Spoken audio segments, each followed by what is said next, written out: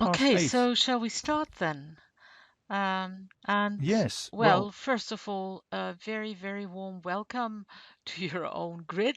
But thank you for yes, taking thank you. us there. And I think this is something we are going to do in future from the Concept Lab Association, University Association, that we will see different grids and experience different things, which I think is what we all want in this Concept Lab, to see Yeah, what other people do, and and also everything has been taking part in Second Life, and there are so many developments at the moment, as I think it's really important and to change. And Nick, you said you have a very interesting program for tonight, planned for tonight. So you're yeah. going to explain or to point out the advantages and disadvantages of OpenSim compared to Second Life, right? Second So Life. the Right. floor is yours, and thanks again for inviting us. Okay. Well, thank you. Welcome everybody here at the 3D LES area grid. It's not a very big grid. It has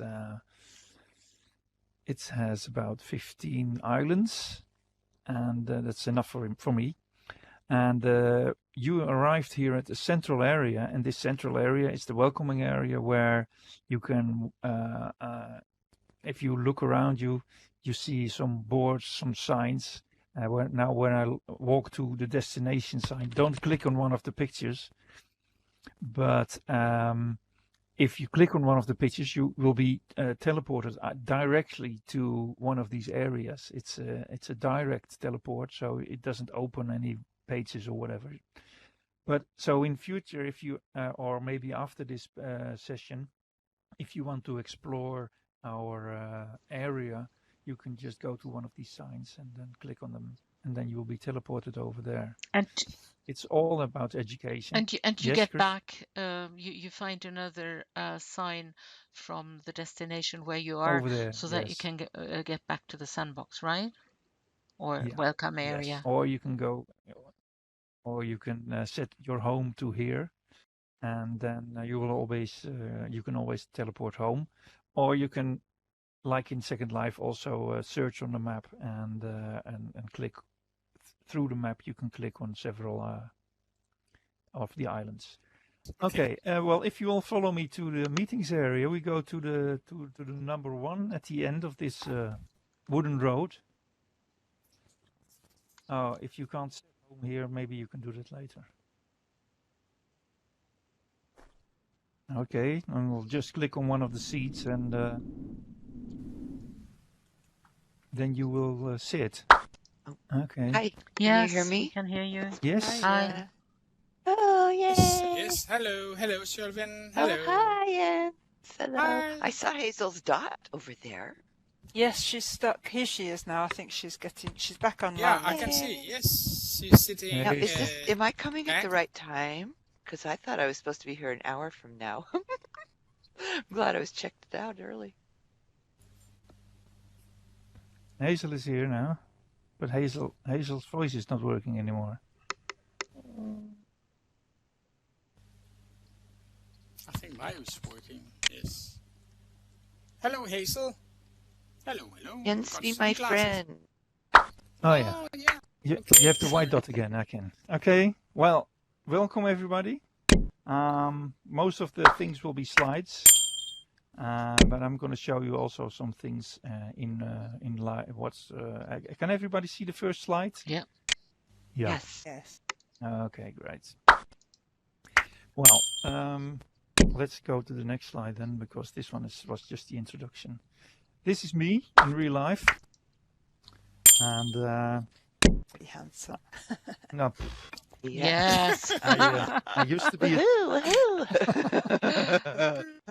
It's always good to have a real life picture. Oh, you make me shy.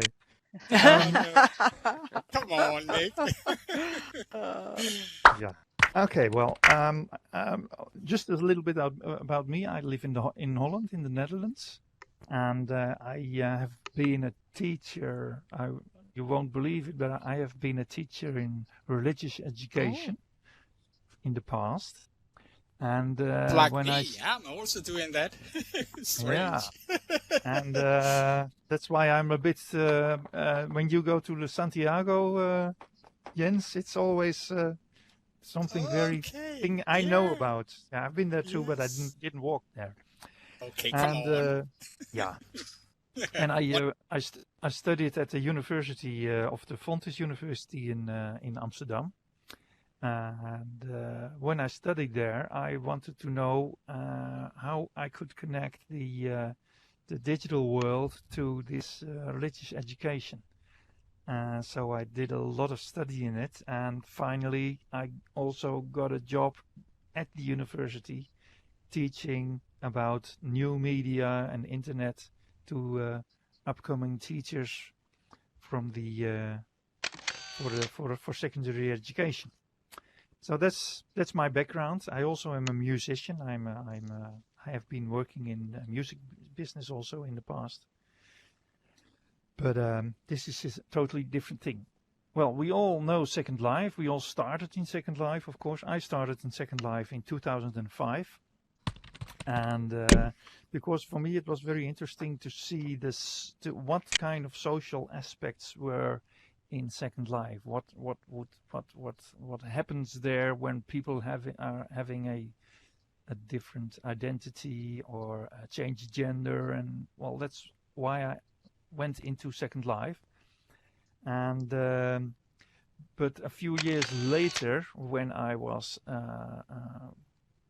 talking to somebody from the Dutch Digischool, digital school, they said that they wanted to do an investigation about how 3D could improve teaching. So the Digischool, they rented an island at the teen Second Life, because Digischool, digital school, is a company that supports secondary education. And as you know, secondary education is in the teenager age.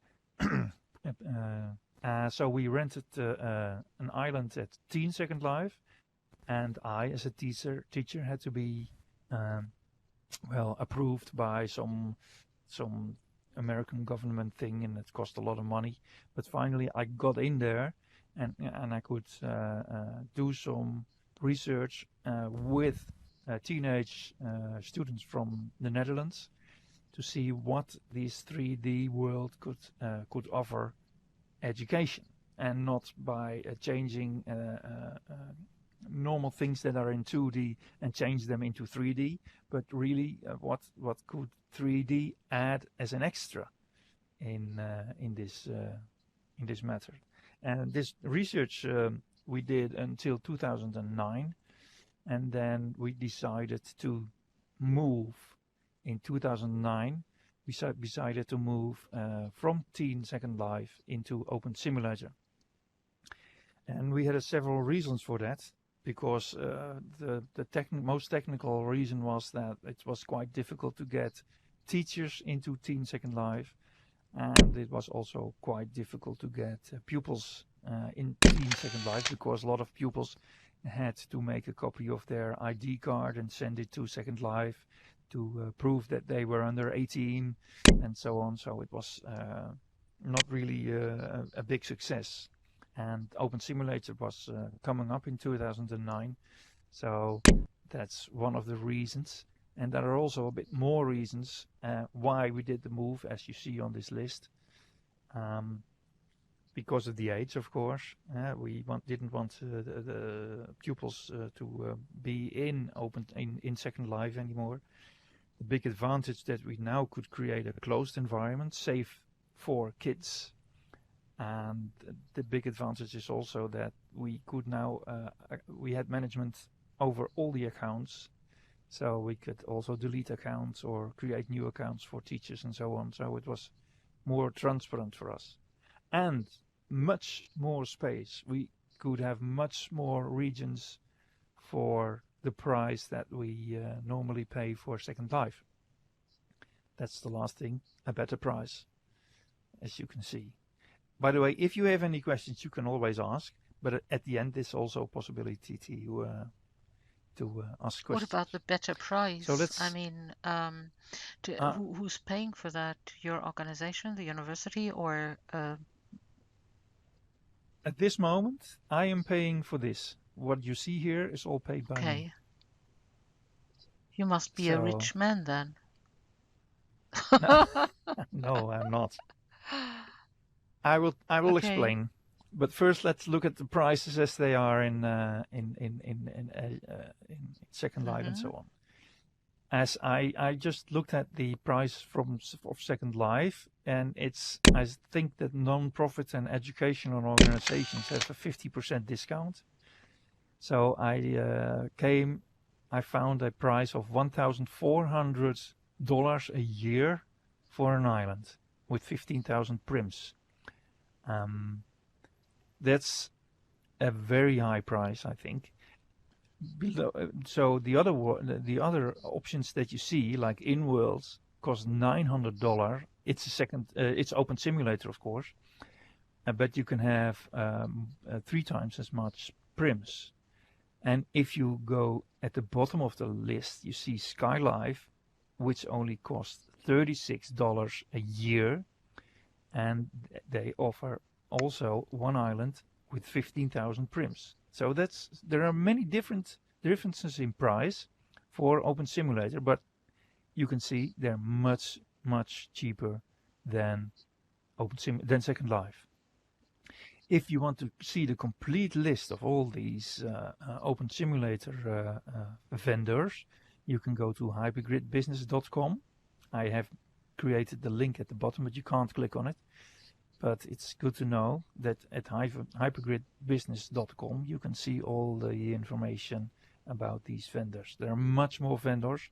There are also vendors with grids in special languages. So there's Spanish grid, there is a German grid, there are grids with themes, there are grids only for adults where they do adult things, and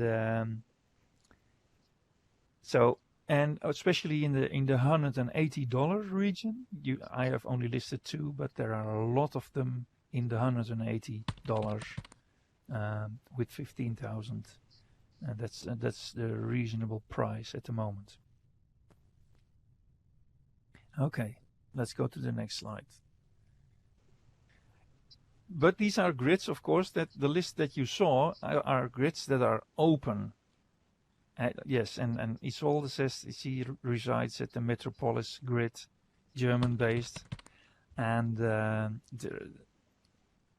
they rent also. Yes, I didn't put it all on there because there is a list of about 40 or 50 grids, and you can rent an island there or a part of an island for up to 4 pounds. Yeah. If you want to create your own grid, a total grid, you can rent also. These are 3 examples. Like Ivy Labs, you can rent 12 regions for $660 a year, or 40 regions for $1,800. My question is, I don't know, I'm not sure because they don't put it on their website. Are these dedicated servers or are these cloud servers? Because there's a big difference between dedicated servers and cloud servers. Because cloud servers, Kitely, for instance, is a cloud server, and a cloud server starts the software as soon as somebody starts to log in, and a dedicated server is always on. But also at hypergridbusiness.com you can see the vendors of these multi-grids, and you see also very big prices like the Cloud Serve, 20 regions for 3,360. Well, I'm not sure if that's interesting. Now about rent your own server, which you also can do, that's what I did, because the grid that you are now on, I just rented the server from a company, and I rented a dedicated server. I rented the third one in the list from $576. And on this one I can have 15 regions or more, and but you can also rent a $360 a year, and you can also have 15 regions or more. It all depends on how many objects you will have on the grid, and also how many people you will be walking around on it. So the pricing of dedicated is this is the lowest price that you can get, but you have to install the Open Simulator yourself, and that's a bit of a thing. Especially for me, I've been working on it for several years now, and I know how I can install. So I always install directly from the opensimulator.org website. But for people who want to use an easier installation, you can find the Diva distro.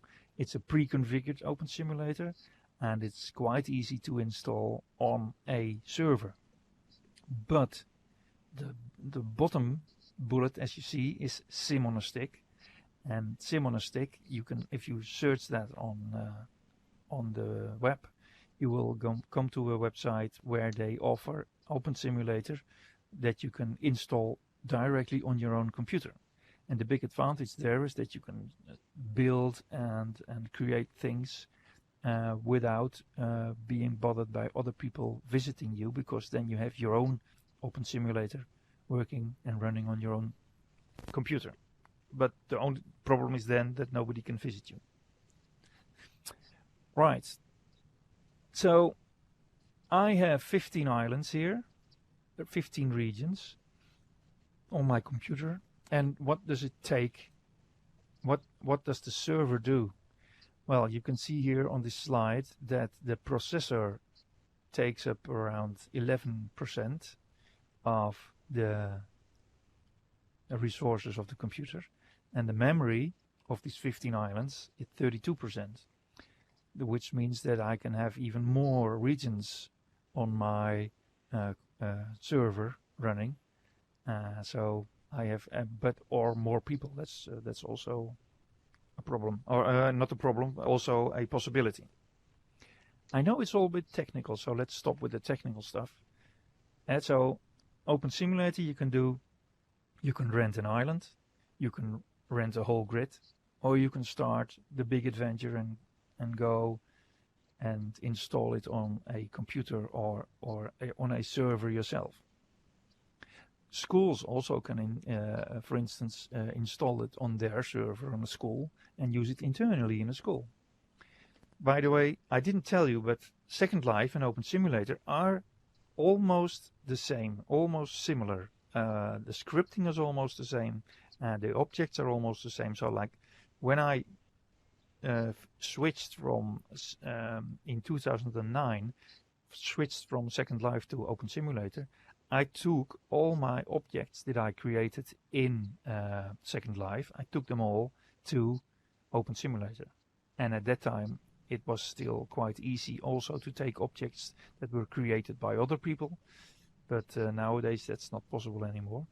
But if you create something in Second Life, and it's all yours, like every prim that you used in this object is yours, then you still can, with this viewer, the Singularity viewer that I use, you can still export this object and then import it in Open Simulator. And also the other way around. So you can create something in Open Simulator and then later on import it in a Second Life. They're totally compatible with each other. Only the scripting is a little bit different. Okay, before I where have I been? Oh yeah. One grid is special, and I have to show that to you. One special grid is OS Grid. OS Grid is one of the biggest grids in Open Simulator. As you see at the bottom, there are not so many users in world, so it's 59. But they have 7,724 regions, and they have over 3,000 active users, and they have a total user of over 100,000. This is the biggest grid at the moment, and it's set up in a different way than I already told you. Why? How is this? This is set up by you can. How can I explain that? Yeah, it's a. If I want to have a island there, I have to support my own island on my own computer or on a server. So and then I can download the OpenSimulator Grid software. I install it on this computer or on my server, and then I can find open coordinates. So where can I put my island? And then when I found these coordinates and I start my server, then I have an island in OS Grid. So this list of over 7,000 regions are in fact 7,000 different computers all connected to this one grid. This is an exceptional thing because OS Grid is the only one that's doing this, and but it's possible.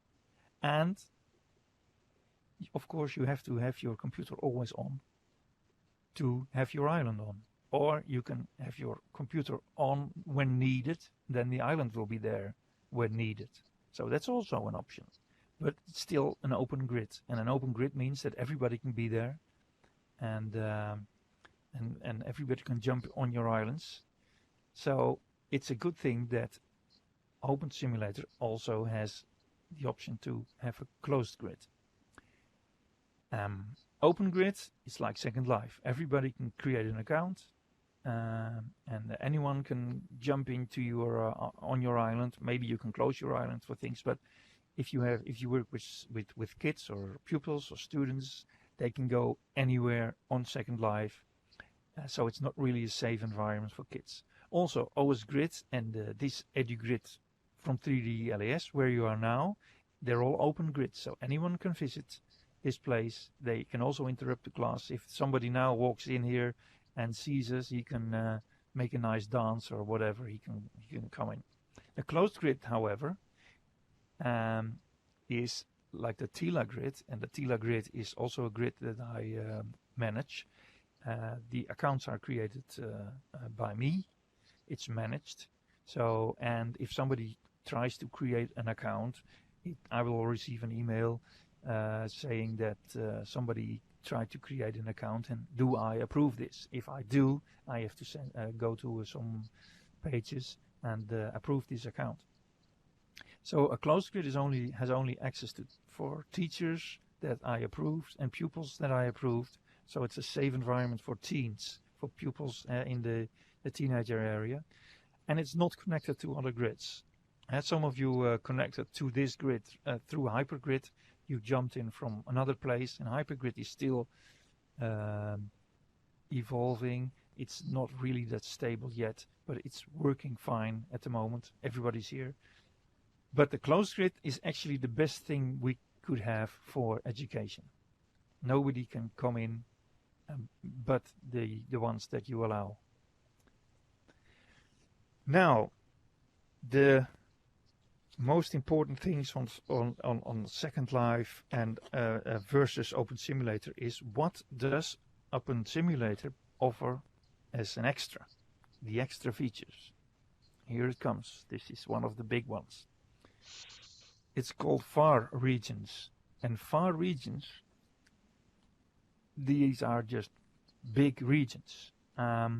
You see here a copy, a picture of the Tila area, and as you see here, you see 13 islands, and two of them are very big. The upper one is 3 by 3, so you have 9 islands in one with no borders in it, and the one on the left is 16 islands with no borders in it. So you have quite huge area of 1,024 meters by 1,024 meters. A far region is actually a region with a variable size. It can be twice as four times as big, 9 times as big, 16, 32 times as big, up to 1024 islands. So you have the biggest island you can have is 8 kilometers by 8 kilometers in Open Simulator, and that's something that might be very interesting if you want to have more space. And it takes up the resources of just one island. It only depends on how many prims you get on it. And the prims, that's right, Carol. How many prims would you get though? You will get as many prims as I can put on. Because normally you get 15,000 prims, but if you run your own Open Simulator, then you can make it limitless. Because it's a limit that the owner of the grid just sets. That makes it quite interesting. So that's a good feature. The only thing, let's switch back again. The only thing, it also depends on computer power. Yes, that's right. The only thing that you can't do is connect a big island with a small island. So they have to be separated by a piece of non-land, a piece of sea. And like you see here on the picture, none of the small islands connect to the big island. It's not possible. It won't work. Okay, let's go to the next phase. So we talked about the far regions. It's more space and less prims in one area. Because if you have more space on an island, you don't have to put all these prims in this what I have in one area. What I see in Second Life is that when somebody rents an area or an island, then they stuff it with all kinds of things, and a lot of prims are on there, which makes the whole thing slow. And with bigger islands or with more islands, you can spread all the builds that you have a bit more out, so that you have a much better loading for the computers that the students are on. And you don't need any holodecks actually, because a holodeck is only a place where you can have on one place you can have several scenes, but on a big island or on 15 islands you can have every scene you like. Just install it and you can have them side by side. There's really no need for holodecks anymore in this. So in the beginning, when we started with Open Simulator, we also started in the beginning, we also started experimenting with holodecks, and then finally found out that why should we experiment with holodecks if we have so much space? It's useless. But I'll get back on the holodeck back again. An extra feature in OpenSim is also the currency. Of course, you have currency in Second Life, but it's money that you have to buy, and maybe you can earn some money, but it's a bit the problem. But we can have a play money currency over here, and the big advantage in this is that when you use it for education, you can award pupils with some money to buy clothing or whatever, without having a total serious money system. Of course, it's also possible to have a serious money system like we had, like in Second Life, and there are companies like Vervox and Globit that offer that. But you can also have your own currency, which makes it more fun for children to earn and to buy clothing. Like if they want to buy a furry, they first have to do some assignment, and with this assignment they can get some money to buy a fur. That's the idea about play money. Extra feature is also scripting. In Second Life we have LSL, that is the Linden scripting language. That's also here. So we have Linden scripting language. Almost all of the scripting possibilities of Second Life can be done also over here. But they have created also over 150 extra features called OSSL, is OpenSim scripting language. And with these 150 extra features, you can have features like that the script can look at the IP address of the one that's logging in, but also non-player characters. And that's here I will show you about non-player characters because that's very interesting. I'm gonna see if I can do some magic trick, and don't click on the buttons. I will do that myself. A non-player character is a copy of myself. What do you mean, Nick, by copy? Well, I will play on press the most right yellow plate, and here you will see a clone of me. Yay! Thank you very much. This clone is now all the information about me is sent to a script, and this script is creating a note card. And so what I can do is save this note card with all the information about my clothing and so on, and use this note card for other characters. So, for instance, when I dress up like a lady, and I click now on the third, you can see here a woman. And these are all loaded from notes cards. How interesting is this? How interesting is this? These are 4 characters. One is myself, but if I put myself away, and then ask somebody like Jens, would you press the most right yellow plate?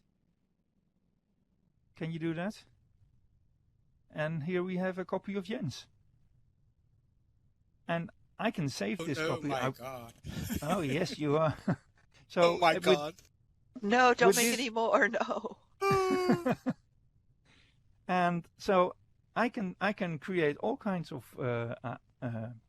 non-player characters just by dressing myself up as whatever and pressing on this yellow plate. So what can we do with these? Yeah. We had to do the dishwashing. My copy do the dishwashing and the gardening and all the boring things. I do the big things. Yes, right. Well, they're now just standing there, and it's not nice to have them do nothing, but they can, through some scripting, and that's the non-player character scripting, that's the extra scripting that I talked about in OSSL. With the extra scripting, you can have the non-player character talk, not in voice, but they can talk with their with text. But they can also walk, and they can also sit. They can also give you things like, for instance, they can give you a texture or another object. They can fly. They can do a dance. And to demonstrate this, I will take away these 4.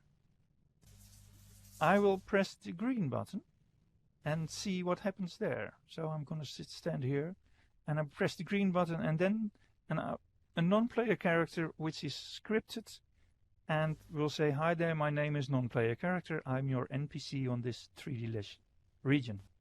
It's going to sit down. It's going to do a silly dance. It's going to walk. And now it's going to fly. I hope.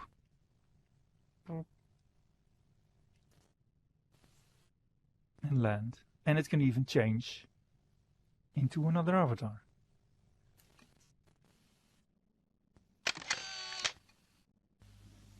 Very clever. Yes. And this is just a small example of what a non-player character can do. Can you It put can sound also- files in them? Yes, you can put sound files in it so that it can talk to you. That's no problem. But the problem with the sound file is, that the sound file will be played from the green thing that you see here on the floor, and the tag. And if you have a avatar or a non-player character that will walk you through the whole area, then you don't hear the sound anymore. So I maybe have to create some sort of hat where all the sounds are in which the non-player character walks around with, or something in the trousers or whatever. So, but I have to work on that. So it's quite simple scripting, and it has great results. So this is one thing that you can do, and well, that's about the non-player characters. I have another character, which is my friend Jens. Knows him, or not Jens? Oh, the Bart! Oh, my Bart! Yes. Bart, yes, Bart. Well, I call him here the chatbot, and this is not an NPC. This is just a body that's created through some mesh and so on. But what I have done here, it's a special script that it's connected to Pandora Bot's chatbot. And when you visit websites, sometimes you see on a website some help pages that start up and say, "Can we help you? Can you chat with me? Hi, dear." And then this actually does the same. When I walk up to this thing, it says hi there, and it knows that I'm close. And when I say hi back, it's just searching for some words to say. And then when I say, "My name is Nick. Nice to meet you, Nick. Who are the Beatles? 20th century musical group consisting of John, Paul, George, and Ringo." He's very interesting, and he's very clever, actually. Yeah, 3D Less. What's 3D Less? It's a company I work for. You can find more information on the website. Ah, interesting. What's OpenSim? Open Simulator is the platform we run on. If you want to know, yeah, who are Jens? They're famous, right? Is there only one? Yes. Lucky us.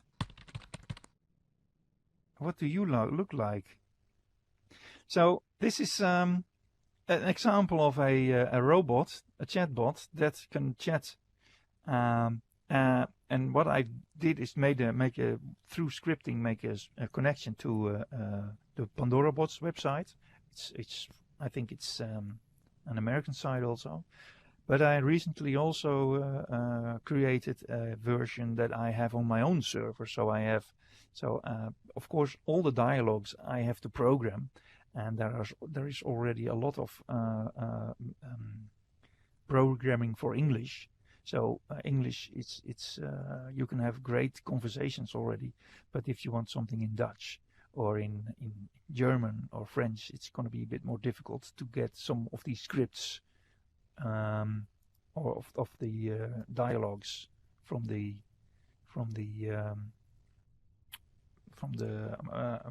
Pandora Bots thing. So this is not really an extra feature of Open Simulator, but it's something that I just created, and because we have this scripting, you can also of course use with non-player characters, that you don't have to use this figure here, but just open a non-player character. Like for instance, if you go to the OS Grid island, I also have an OS Grid island, and from 3D Less. And if you go into the office over there, then one of my non-player characters will appear, and it's also connected to one of the Pandora Bots. So it's great for language teachers. Yeah. And you can have them say anything you like, but you can also restrict them and say, "Oh, I only want them to talk about this or this subject." And if anything else is said, then he will say, I have no knowledge about this. Can we talk about something else? Okay, I put this away. Goodbye, my friends. And of course, I can ask my clone to do some more presentation. We still have some more extra features like voice. At the moment, we use Vivox voice, and Vivox is actually the same as we use in Second Life. This is a free version, but as far as I know, it works as good or as bad as in Second Life, and it's running on a server in the USA or on several servers. But it's also possible to use other voice possibilities, like for instance FreeSwitch, which you can install on your own server or on the same server as you have your OpenSim later on, or Mumble, which are also open source software packages, and they can be used also to use for voice. One of the best features also is the ORR and IAR. OIR, or yes, of course. IAR is the backup of a user's inventory. And why is this? Because if I want to, for instance, move from my 3D LES and go to a totally new grid, I can make a IAR backup of my own inventory, put it on my own computer, then go to the new grid or go to Kitely and say, I have an IAR here. Can I put it? Can I import this? And then I have all my inventory, which I have been building up for the past 5 years. I can take them to a new grid, which is very interesting because that's something you can't have in Second Life. And OAR is the backup of an entire island, including all the objects and scripts. And of course, I make backups almost every day or weekly of all the islands we have here. But the big advantage of this OAR is that I can load an OAR quite fast. So within a few minutes, I can change one island into another island. And here we get back to the holodeck. So loading and backupping can be used like a holodeck. So a whole island can be changed into a new island. And that's very interesting. And it will take a little bit more time than a holodeck in Second Life, because a holodeck in Second Life is just a few seconds. But loading an OAR will take, for instance, 1 or 2 minutes. And then you have this, it's done. Yes, Isolde, you can create also a region for one thing, save it for later, and upload other ORs. So you can do it's a very interesting thing for Open Simulator. And the last is Hypergrid as an extra feature, and one account you can have, you can only use, or you can. It's possible to create an account on, for instance, OS Grid, and make a hyper jump to this grid or to any other grid that is open to Hypergrid. And like this picture you see here, OS Grid and all the other grids are connected to each other, and Kitely also. But there are also a lot of grids that are not Hypergrid enabled. And you can see that on the list which you can find on hypergridbusiness.com. They point out which of the grids are Hypergrid enabled and which are not. Because if you want to work with children, it's better to have it not Hypergrid enabled, of course. And so, for instance, also some of the adult grids that are there, they are not Hypergrid enabled, so you can't jump to people that are playing any adult game. That wouldn't be good. Now let's talk about the negative points of Open Simulator. And I heard several already, not tonight, but Here's one negative point. Prefab buildings and clothing. SL Second Life has much more things to buy. That's true, because they exist already a long time. And but for Open Simulator, there are lots of OAR islands with lots of free objects. And I say for free. Free objects, free clothing. If you go to a website called zadaru.com, you can find that they have a lot of OAR and a lot of IAR files that you can use. And I will give you some examples of the OAR that are there. For instance, you can download a full island which looks like a winterland, or a space area where you can do some space things with the students. You can also have a beautiful island with a country cabin on it, fully with a fireplace and everything. The next slide is a welcoming center that I have seen on several grids. They use this welcoming center as a starting point, and it's great because it has shops also with it, and so it's now, if you want to create your own grid, start with the welcome center. They also have a Western Town OAR with a pub and all kinds of things. Building supply island with a sandbox, and as you see, some with scripts and textures and all kinds of objects that you can have. There is also a Freebie Mall, and the Freebie Mall I also installed over here, so I can have all the clothing and all the well, there are thousands of objects there in the Freebie Mall that we can use, including buildings and textures and skins and so on, shoes, ice cream.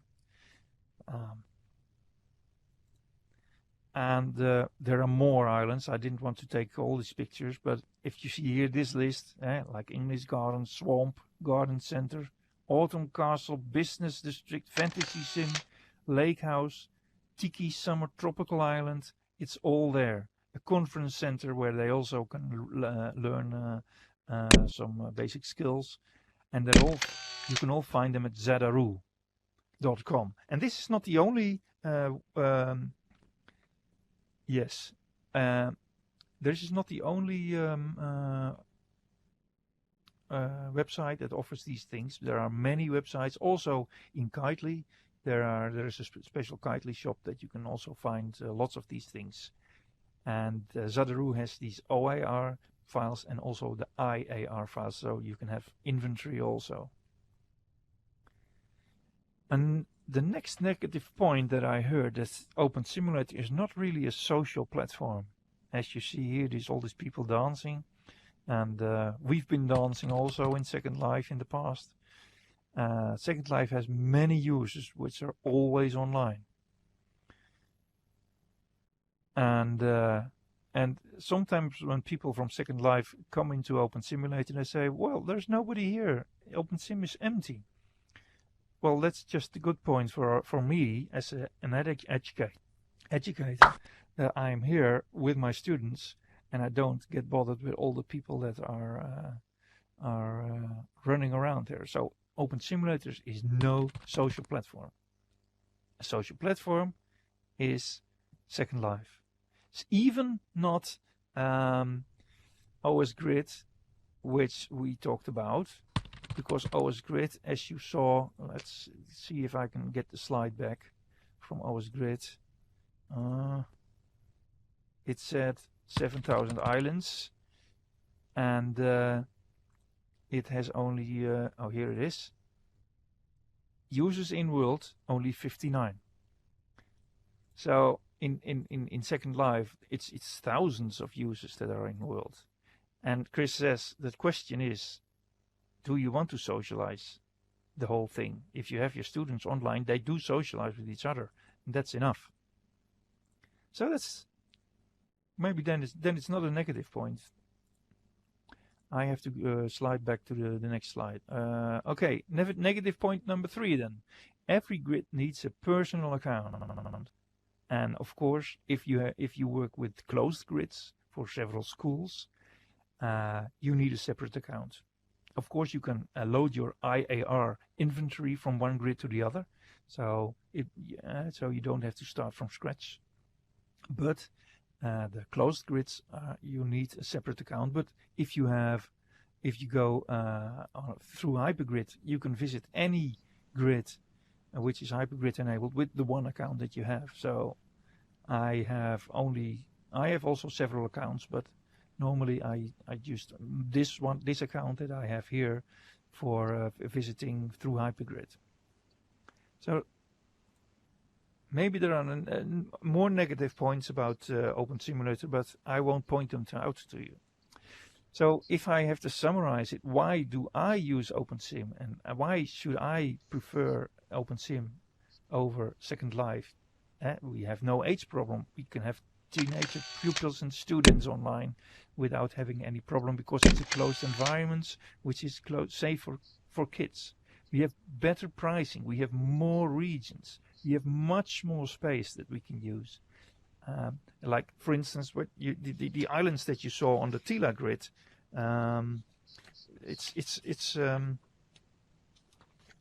I calculated that these grids is. Oh, I lost my paper. Yeah, I'm having papers over here. But you saw just 13 islands, but actually it were 36 islands if you calculate every big block as an island, as separate islands also. So you have much more space, and because you use this space to spread your builds around, you have faster loading. There is better scripting. You have these NPCs, which is great. It's a new option that we still can work on and improve, especially the scripting. You can have full ownership of all the objects that you create, because now when you create something in Second Life, you are not the owner. The Second Life is the owner, and if they decide to delete, then all your things are gone. You can have NPCs in Second Life too, but have you ever tried to program them? I have never tried, because I didn't work in Second Life at the. Oh well, I didn't know. You can have play money, and of course you can, all the things that you want to upload is for free. And because in Second Life, of course, any upload cost $10 Linden or so, and meshes even more. But here it's free. And of course, you can also upload meshes over here. So that's no point. All the things that you can do in Second Life, you can do also over here. Well, finally, the 3D less grids that I run, and as Chris already asked, who's paying for these? Well, the EDU grid is open. It's for higher education. I paid for it myself. It's actually a promotion grid to show teachers in Europe what you can do with the virtual environment, with the 3D environment. The Tila grid is closed. It's actually a copy of this grid, and so all the islands that you see here are also there, but it's closed for secondary education. And we use this grid for a project which run for 2.5 years. It's stopped now, the project, but the islands and the whole grid is still there. And the Tila grid was paid also by the Tila Foundation. And well, that's the 2 grids that I'm running at the moment, and I'm planning a third grid also, but it's more for religious education. That's something that will be opened in next year or so. Are there any questions? The Tila grid. I have a question. Sorry. Okay. Yes. Winter, go ahead. Oh, okay. I've been intentionally building some incredibly complex models that are just forbidding when it comes to vertices. and I've been uploading them to Kitely, and they've Yeah. been telling me that they're one prim, one object, land impact, one. Now, is that just arbitrary and it's just going to cost me a lot of lag if I keep bringing these models up? Or Yeah. is there some kind of strange magic here? No, it's going to be if you have very complex meshes, it will create a lot of lag because all a mesh is actually built up or by triangles, and if you have a block, a block is maybe 24 triangles, but if you have a very precise object with a lot of curves and so on, it can have over 2,000, 3,000, 5,000, or maybe 10,000 mesh triangles, and that's a lot because a block that we have here is just a few of these triangles, and that's why if you work with meshes, is you should try to reduce the amount of the number of triangles. Right. So what I need to do is I need to learn the relationship of these models to Second Life and or OpenGrid, and what's the best track to follow, Yeah, because right now I feel like I'm just hacking, and I guess I yeah, should go to Builder's Brewery or something because yeah. very few people can answer these questions at this point. Yeah, it's a bit difficult because you have to have a 3D software program that can reduce these triangles, and that's quite difficult. And it can. I'm not really an expert on this. It's like when you upload pictures over here. If you upload a very huge picture, it will automatically be reduced to 1024 pixels by 1024. But that doesn't work with the with meshes. It doesn't. It won't be reduced, or it will be reduced in a ridiculous way. So it doesn't look any much better. Any more questions? Well, Jens. you know, I'm into 3D printing, and of course, Yeah. it was great for our students to be able to do something in Autodesk 123 design, to import it into OpenSim as a Corada as mesh, and that was great.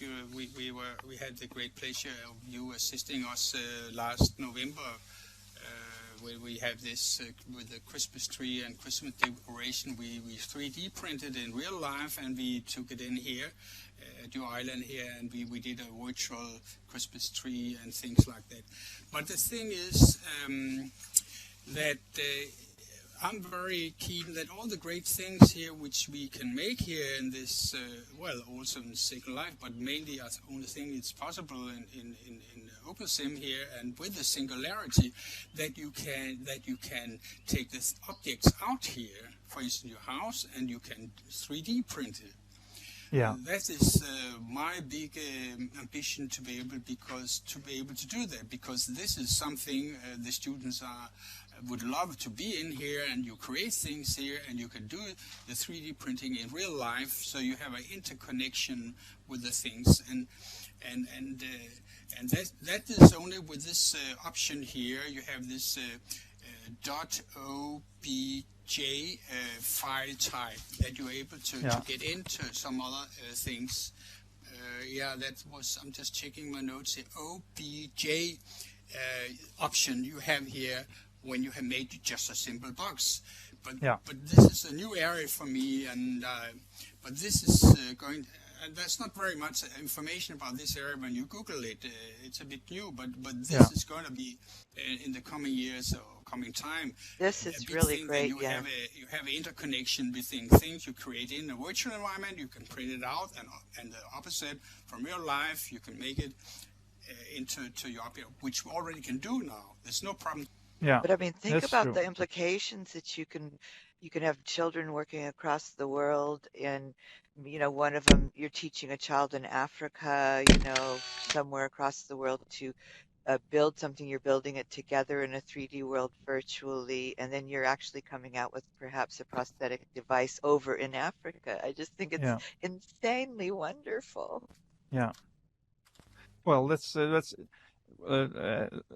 you can see now, the green tree besides me. That's a mesh that Jens created in another program and then imported into here. But also the other way around, it can work like Jens said, that you can create an object over here and then link all the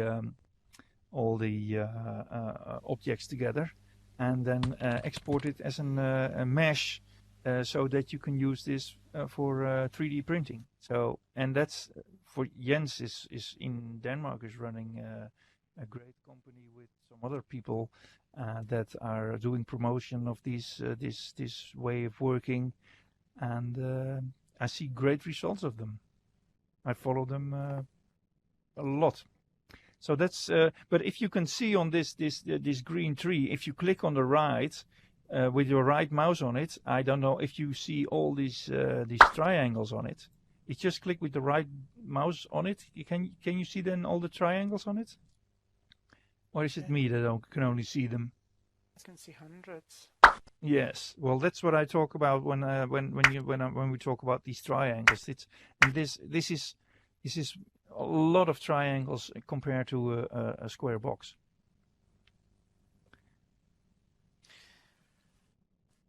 Okay.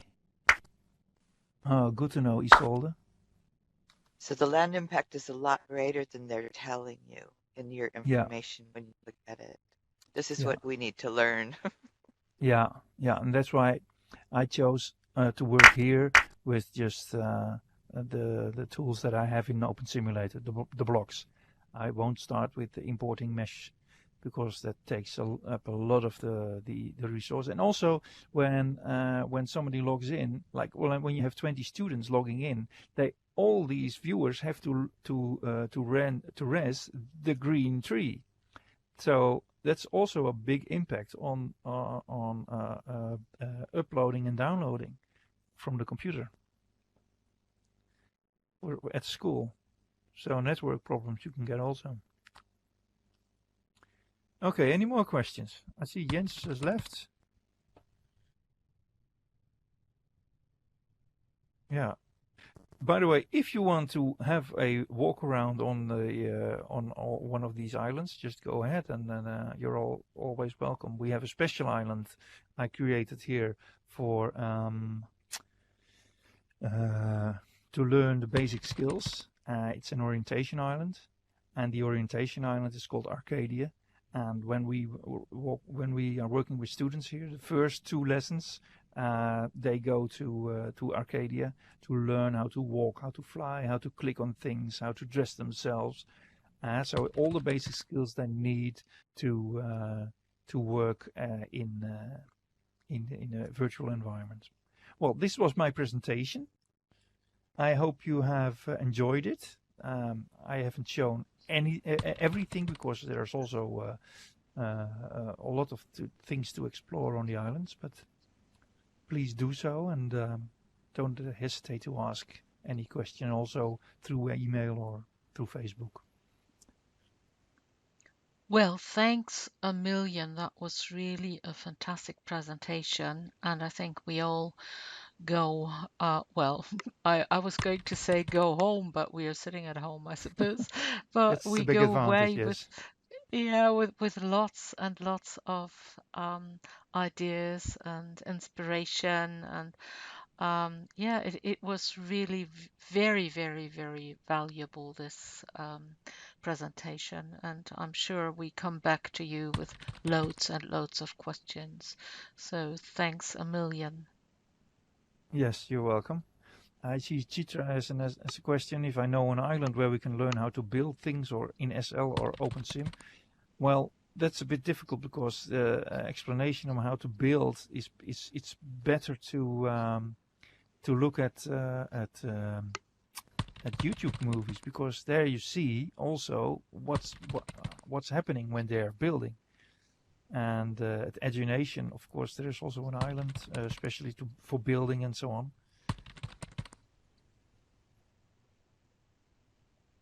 I think. There's some instruction at Edunation, Hazel. We sometimes do a little bit of talking about it. Not really. It's not really classes or anything like that. How do I explain what Edunation is? It's an island in Second Life. Yes. Just do a search for Edunation when you're in Second Life. Yeah. Usually we're there. We can help if we can. Yeah. What I think the disadvantage of doing an online training in world is that you don't see, if, like for instance, if I do a presentation, an explanation, you don't see what I see on my screen. So for instance, when I edit an object, I only see the editor.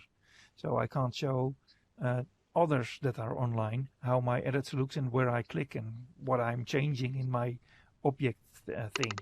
So that's why I think good solution with that with Carol and Hazel when we run the machinima courses because people could not see what you saw and what you did and so on. So we used Adobe at the same time and showing that, so giving the instructions there so that everybody could see and then do the same thing and rebuild it, if you know what I mean. Oh yeah. Oh, that's and great. so that was a very useful way, although a bit complicated. But well, you have to have a strong computer for that. Yeah. But that's true. Oh, that's a good idea. A lot more of that. That would be great fun. Yeah. But I'm going to stop the recording now. Okay. Thank you. Realize you've been on candid camera. Oh my God. Thank you. Yeah. So I recorded it with my ghost as well. So.